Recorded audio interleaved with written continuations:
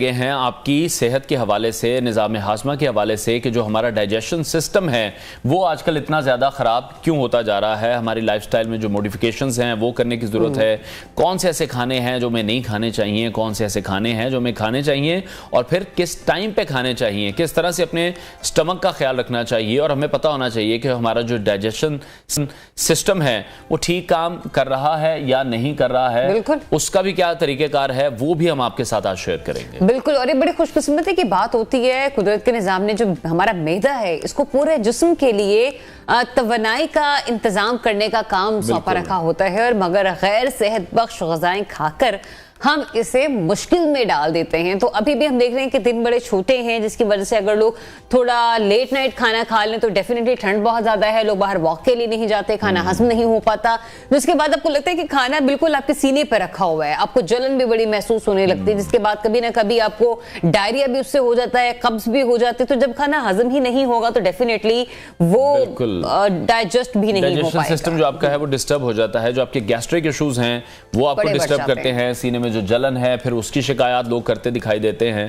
تو اچھی غذائیں کون سی ہیں جو کہ ہمارے سٹمک کو بالکل صحت مند رکھتے ہیں، ہمارے ڈائجیشن سسٹم کو بہتر رکھتے ہیں، یہ ہم جانیں گے۔ آج ہمیں اسٹوڈیوز میں جوائن کیا ہے ڈاکٹر ادریس خان نے۔ ڈاکٹر صاحب بہت شکریہ آپ کے وقت کے لیے۔ سب سے پہلے تو ہم یہ چاہیں گے کہ جو امپورٹنس ہے سٹمک کی وہ ہم لوگوں کو بتائیں، کیونکہ کھانا ہم کھا رہے ہیں سٹمک میں ہی جا رہا ہے اور پھر وہ پورے جسم کو ایک سپلائی جو ہے انرجی کی وہ پرووائڈ کر رہا ہے۔ بالکل، جیسے آپ نے بات شروع میں ہی کی کہ توانائی پہنچاتا ہے، تو اس میں ایک فیول سسٹم ہے ہمارا، پوری باڈی میں ہیئر سے لے کے ٹو تک جتنے بھی باڈی آرگنز ہیں ان کو ایک خاص اپنے ڈیلی فنکشننگ کرنے کے لیے انرجی ریکوائرڈ ہوتی ہے۔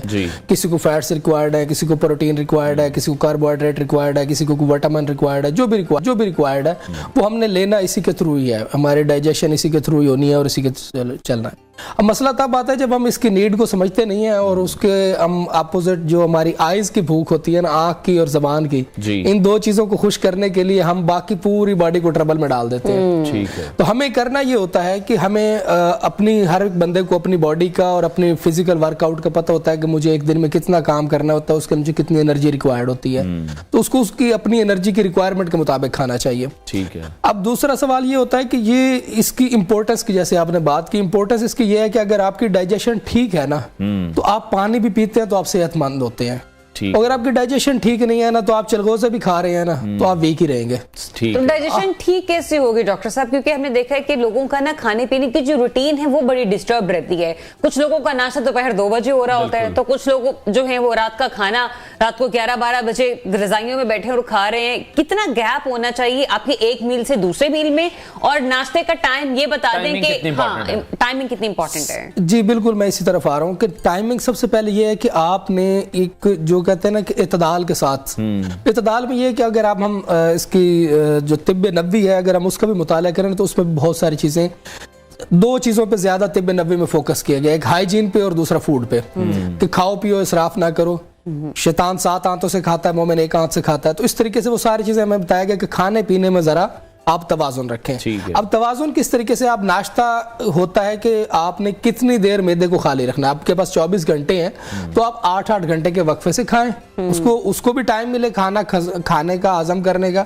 اور ہمارا جب دن کا ہوتا ہے، دن میں عموماً ہم کیا کرتے ہیں کہ ہم ناشتہ بھی کر لیتے ہیں، تھوڑی دیر بعد برنچنگ کر رہے ہوتے ہیں، پھر تھوڑی بعد اسنیکس لے رہے ہوتے ہیں، پھر کچھ لے رہے ہوتے ہیں۔ آپ سٹومک کو ایک دفعہ کھانا دیں پھر اس کو ٹائم دیں۔ تو لیکن 8-8 گھنٹے کا جو گیپ ہے وہ بہت زیادہ نہیں ہو جائے گا؟ دیکھیں وہی تو کہہ رہا ہوں نا کہ اگر آپ کا سلیپ ڈیوریشن جو ہے نا وہ ایک خاص ٹائم کا ہے یا آپ کا ریسٹ ڈیوریشن ہے تو پھر آپ دن میں 2 ٹائم پہ کھانا کھا لیں۔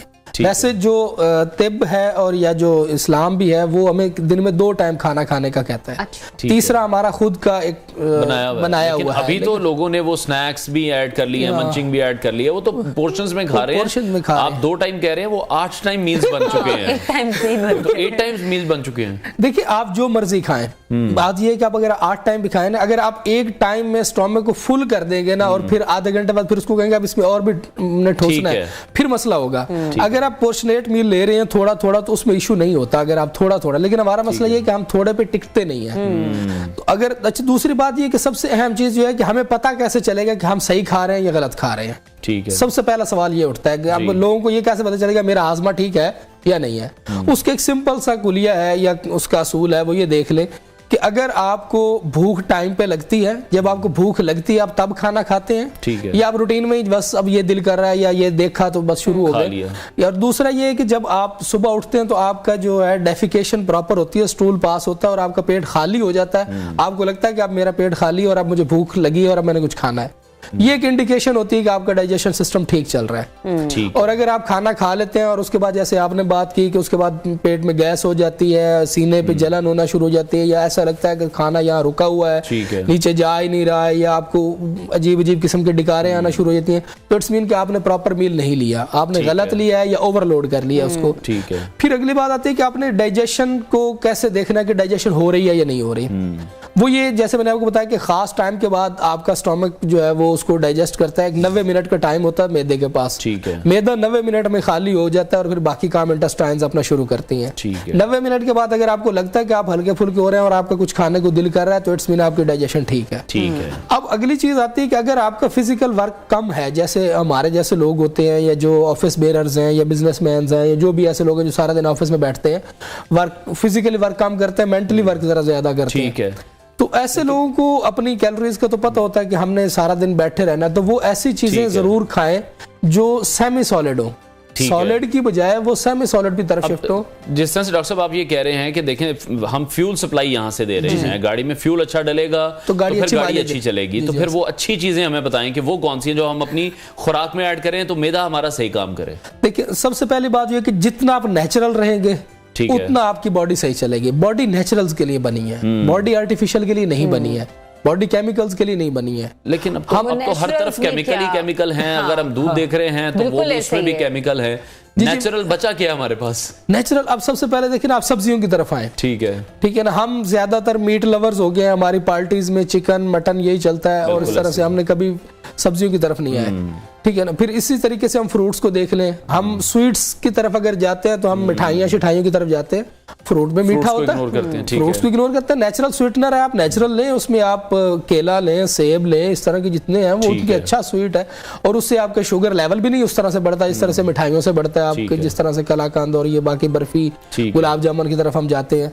پھر دوسری بات ہم نے چائے کی طرف بہت شفٹ ہوئے ہیں اور ہر تھوڑی دیر بعد ہمیں چائے چاہیے ہوتی ہے. اگر چائے کی جگہ ہم نیچرل قہوہ کوئی بھی لے لیں، ادرک کا لے لیں، سونف کا، اجوائن کا، پودینے کا، کوئی بھی ایسا قہوہ ہم لائف میں ایڈ کرتے ہیں، گرین ٹی پر جا سکتے ہیں، بلیک کافی پی جا سکتے ہیں، بلیک کافی پہ جا سکتے ہیں. تو ایسی چیزوں پہ اگر ہم جائیں گے تو ہماری ڈائجیشن جو ہے نا وہ بہتر رہے گی. اور تیسری جو سب سے بڑی اہم چیز ہے وہ پانی کو ہم مس کرتے ہیں. ہم پانی کا استعمال بہت کم کرتے ہیں. ہم چائے دن میں 8 دفعہ پیتے ہیں لیکن پانی کا شاید دن میں 1 گلاس بھی پورا نہیں ہے. پانی انٹیک ہمارا پورا نہیں ہے، جس کی وجہ سے کیا ہوتا ہے کہ ہمارے جو انٹسٹائن ہے یا ہمارا پورا جو گٹ سسٹم ہے وہ ٹیوبولر سٹرکچر میں ہے. فوڈ ہماری وہ ہم موو نہیں کر سکتی. جتنا ہم اس کو لیکوڈ کریں گے یا سیمی سالڈ کریں گے تو اس کے لیے موو کرنا زیادہ آسان ہوتا ہے. ٹھیک ہے. تو ایسے میں مجھے یہ بتا دیں کہ روزانہ کی بنیاد پر اگر لوگ اسپغول کا استعمال کریں تو کیا وہ بہتر رہے گا، مؤثر رہے گا؟ دیکھیں اسپغول 2 طریقے سے استعمال ہوتا ہے. اسپغول سے ڈائجیشن بھی ہوتی ہے اور اسپغول سے کانسٹیپیشن بھی ریلیو ہوتی ہے. اسپغول ایک سورس آف فائبر بھی ہے لیکن اسپغول کی پراپرٹیز ہے میوسیلیجنس پراپرٹیز. وہ یہ ہے کہ اگر آپ ڈرائی فارم میں اسپغول کو انٹیک کرتے ہیں تو اندر جا کے جو آپ کے گٹ میں جتنا واٹر ہوتا ہے اس کو وہ ابزارب کر لیتا ہے اور جو آپ کا فوڈ ہوتا ہے اس کو سالڈ کرتا ہے، اس سے کانسٹیپیشن ہو جاتی ہے. یہ آپ ڈائریا میں یوز کر سکتے ہیں جب کسی بندے کو ڈائریا ہو ڈرائی فارم میں. لیکن اگر آپ اس کو as a source of fibre لینا چاہ رہے ہیں تو پھر اس کو اچھی طرح سوک کریں. وہ جب میوسیلیج ہوج بن جائے اس کو اچھی طریقے سے پھر اس کو انٹیک کریں تو وہ آپ کے گٹ کو کلین بھی کرے گا، فائبر بھی دے گا، آپ کے جو پیپٹک السر وغیرہ ہے اس کو بھی ریڈیوس کرے گا اور اس سے وہ بہتر رہے گا. Thank you so much doctor Aziz sahab نے وقت دینے کے لیے. لاسٹلی جو ہم نے ڈسکس کیا وہ ہے اسپغول کے، وہ آپ لوگوں نے ڈرائی فارم میں یا لیکوڈ فارم میں لینا، دونوں اعتبار سے کس لحاظ سے کنڈیشن وہ کتنا اچھا ہو سکتا ہے. بریک لیتے ہیں، بریک کے بعد آپ کو دوبارہ جوائن کریں گے.